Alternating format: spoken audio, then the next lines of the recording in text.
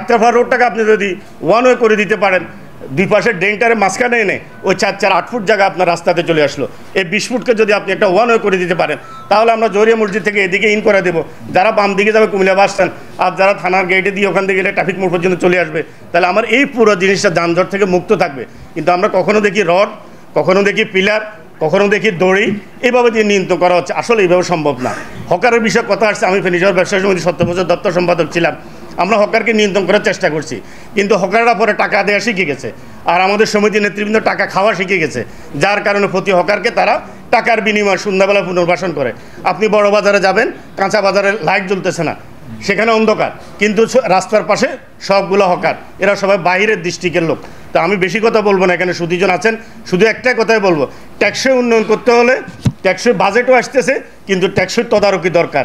যাদের তদারকি করা দরকার তারা যদি সঠিকভাবে তদারকি করেন, আর আমরা যারা রাজনৈতিক কর্মী আছি, আমরা যদি হস্তক্ষেপ না করি, তাহলে ইনশাল্লাহ ট্যাক্সের উন্নয়ন সম্ভব।